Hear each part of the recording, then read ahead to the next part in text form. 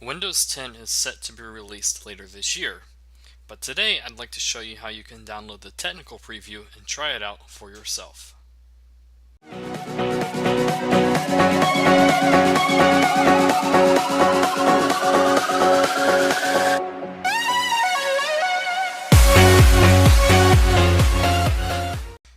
Microsoft has been busy working on Windows 10, and it's starting to show.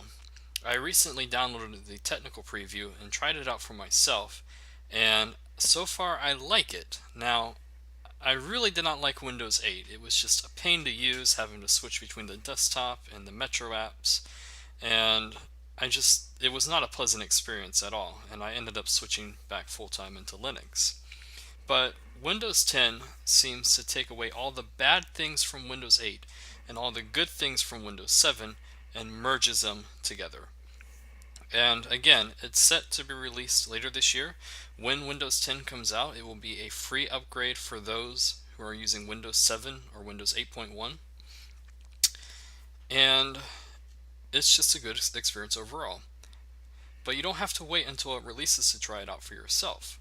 Today I'd like to show you how you can download the technical preview, and we'll boot it up into VirtualBox and we can play around with it. Now, if you have not done so already, you will need to download VirtualBox, and you can do so from their webpage at virtualbox.org and head on over to the downloads. And if you're not sure how to do this, I have another video where I install Ubuntu 14.4 and I use VirtualBox, and you can check that video out to find out how to download it and get it all set up and running. Once you've done that, you can head on over to Google and just simply type in Windows 10 Technical Preview, and it's the first link that comes up. And from here we can download the ISO. And because I'm in the United States and I speak English, I'm going to choose the English, and I just want the simple 32-bit. And as you can see, it's a 3.1 gigabyte download. So depending on your connection, it could take a while to download, but you'll need to go ahead and grab that as well. When you have VirtualBox and the Windows 10 ISO, we are ready to go ahead and open VirtualBox. And you'll start off by clicking New and give it a name. This is Windows 10. And then we need to choose a version. And as you can see, we have two choices for Windows 10, the 32-bit or the 64-bit. And since I downloaded the 32-bit ISO, that's the one I'm going to choose. And click Next. On this page, we need to select how much memory we allocate to our virtual machine. I have about 8 gigs on this machine, so I'm going to give it roughly almost but not quite half of my memory. Windows tends to be quite a resource hog compared to other operating systems, so the more you can give it, the better. And then you'll click Next, and you are given the option to create a hard drive. I prefer to go ahead and create a virtual drive, and since I won't be using this for too long and I don't plan to install too many things onto it, I'm going to just give it about 35 gigabytes and click Create. Now, we're not quite done yet. Before we're ready to start it up, we need to make sure this is highlighted and select the settings icon. And we just want to check through a few things. So come on over down to System. Make sure your Enable In and Out is checked. Click on Processor. And here you can give it as many processors as you want, depending on how many you currently have. I have 4, so I'm going to give Windows 10 2 of them. Then check the display. Make sure you're giving it as much video memory as you can, and you're going to want to enable 3D and 2D acceleration.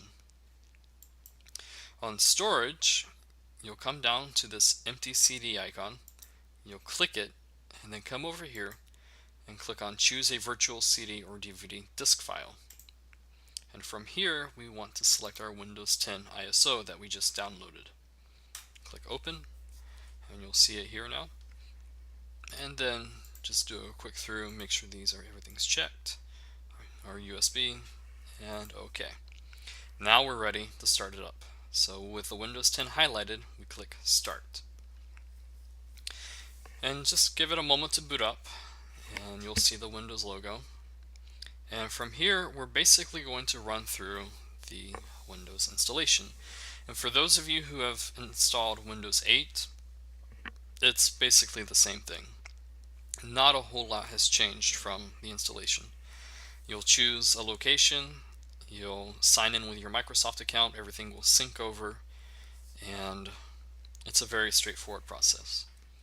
But I'll run you through the first few steps. Make sure this is set to how you want it, click Next, and Install Now. And give it a moment to load up and pull all of its files together. And depending on what kind of machine you're using, desktop, laptop, and how old it is, will greatly determine how long this takes to boot up. So read through all of the license terms, click Accept, and click Next. Now this is the important part. Because we're running a virtual machine, you remember back in our earlier steps that I gave it 35 gigabytes for a hard drive. So that's where this comes into play. Click on Custom Install Windows Only, Advanced, and you will see our 35 gigabytes that we're allocating for our virtual machine. And that's, if you did this right, that's all you should see. Nothing else should be here on this page. Make sure that's highlighted and click Next, and that will install Windows onto our 35 gigabytes. And then it's going to run through this whole list right here, and this is probably the longest part of it. When this is done, it will ask you to sign in, and it will start syncing any information you have with a Microsoft Live account. It takes a while, especially depending on what kind of machine you're running. So I'm going to go ahead and pause it here, and I'll be right back. Okay, so everything's installed. I've signed in with my account, and everything should log in normally if everything goes well. Fingers crossed. There we are. So as you can see, it's pulling the image from my Microsoft Live account, and it also pulled my background image from my other computer, as well as some photos and documents, which was kind of cool that I didn't have to transfer all of those. But again, I believe that's why it takes forever to install, and I attribute it, a good portion of it, to that. But here we go. This is my Windows 10 environment, my Last of Us background from my other computer. And you can see on the bottom right corner here it says Windows 10 Pro Technical Preview, and then the build number for this particular copy that I have. And so now you're free to just play around with it, install programs, transfer files, whatever. But remember, this is a technical preview, and if my understanding works correctly, when the evaluation period is over, this preview will no longer be usable, and you'll have to get a regular copy of it. But again, if you're running Windows 7 or Windows 8.1, then that will be a free option for you to download. And you won't have to pay anything for it. You'll just have to take the time to download the ISO to upgrade. So this is it. As you can see, we have it booted straight into the desktop. There is no more switching between the desktop and the Metro environment, which is really nice because, like I said, that was a big pain. I did not like that whatsoever, having to switch between the two depending on what program I'm using and not sure which program was going to boot into what was annoying. And I mean, if I want to run it on a tablet, I'll get a tablet. When I want my desktop, I want a desktop environment. So I'm glad that they went back to this. It's kind of a Windows 7 type feel, which is nice.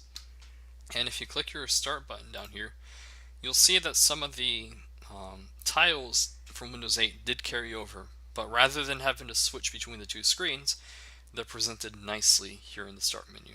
And I think I can deal with that. I can actually see this being kind of useful. It's got a nice look to it. So hopefully it plays out nicely when the consumer version comes out. We have our regular Start menu look here, our File Explorer, Documents, Settings, and all that. And for more, we can click on All Apps, and there we go. So it's a lot nicer than the Metro environment. I like it a lot better. And then of course we have our Internet Explorer. One cool thing, and I'm not really sure how to do it, But oh, there we go. Okay, well, this has been a feature that has been in Linux for a long time. We've been able to switch between multiple environments like this right here, which has always been nice. We've always been able to have multiple desktop environments, which is nice for if you want one for work and one for play, and so on. Well, Windows 10 is actually bringing this feature as well, and it looks like if you just click this button, you can add multiple desktops, which is kind of cool. It's about time they finally caught up with it, and I can see that being very useful for Windows. So again, another nice feature that I'm looking forward to. I really did not like Windows 8, and so I've been spending a lot more time with Linux, and hopefully this Windows 10 will fix a lot of the problems and I can dual boot again and not be overly stressed out. I really hated that Metro environment, but I digress. So that's how you do it. This is how you can boot it up into VirtualBox. When you're done with it completely, just delete the Windows virtual machine that you created, and it won't affect your computer in any way. So it's very easy to do. This will allow you to play with it without messing anything up, have a little bit of fun, try out the new features, and see if it's maybe something you want to download when it comes out later this year. So I hope you enjoyed this video.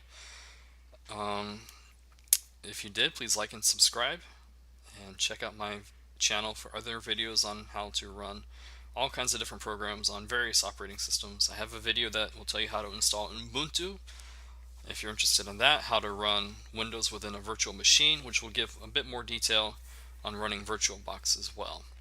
So check it out and like and subscribe, and thank you for watching.